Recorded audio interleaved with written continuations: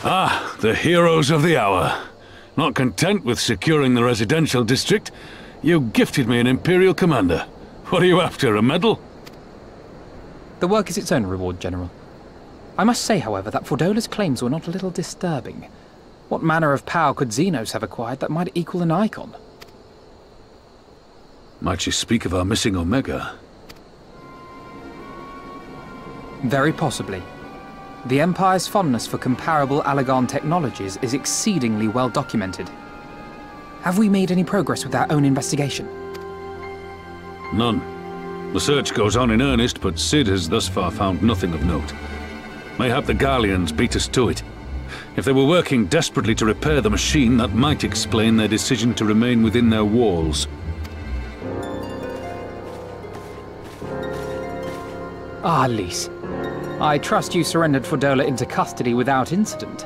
We were just discussing the pilot's claims. About Xenos and his newfound powers.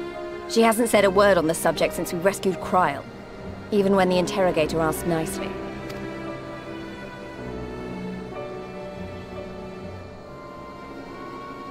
Mayhap I can offer some insight into her claims, or at least into the facility and the experiments they conducted during my time there.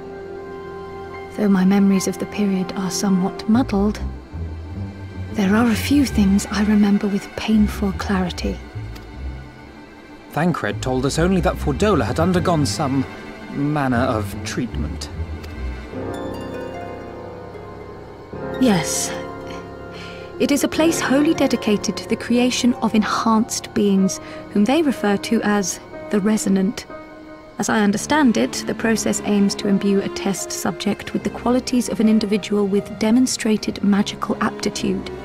This entails the mechanical extraction and transfusion of some manner of primordial essence. So that's how Fordola improved so fast. I knew there had to be something. She wasn't half as strong or quick to predict my attacks when we first met. If it weren't for Oriange's siphon thingy, I really don't think we'd have beaten her. My humble scheme asked far more in the execution than it required in the conception, I do assure thee. Oh, you've got to stop doing that.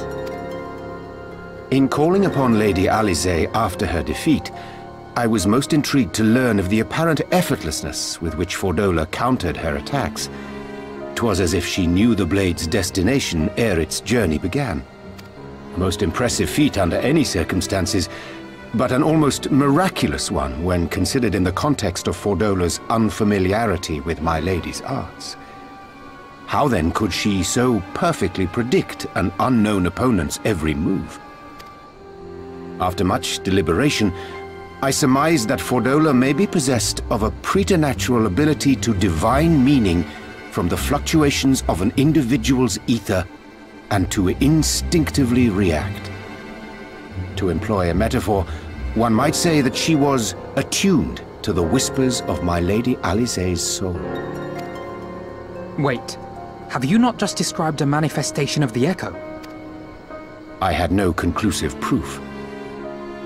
The available anecdotal evidence suggested only that Fordola was uncommonly sensitive to etheric fluctuations, and 'twas this which led me to develop my stratagem. I would fashion a device with the capacity to generate a massive disruption in the surrounding ether. If, as I suspected, Fordola's senses were indeed questing for the most minor of oscillations, the shock of exposure to a more amplitudinous etheric waveform would be akin to a debilitating bout of ether sickness. How ingenious. I note that the success of your plan hinged on your device's wielder remaining ignorant of its purpose, lest Fordola divine your intent. Indeed so, Master Alphino. All things considered, 'twas a most fortuitous outcome. That's putting it mildly. In any event, if Oriange is correct, that would mean these Resonant have been granted the power of the Echo via artificial means. A sobering thought, to say the least, and one which makes me wonder what else Xenos has in store.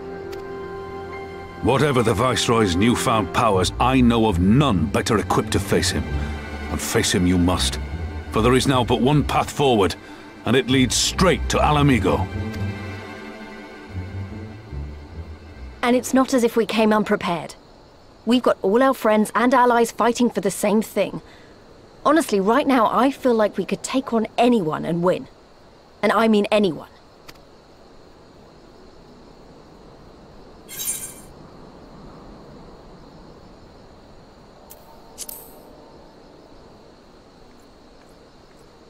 Well, no one's saying we shouldn't be cautious. Though maybe I was getting a bit carried away. Right, I'd best get back to the residential district. Thancred and the Resistance forces are waiting.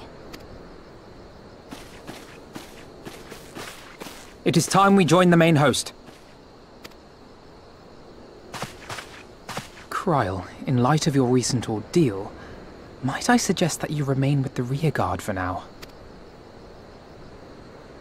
Oh, if you insist. Just this once.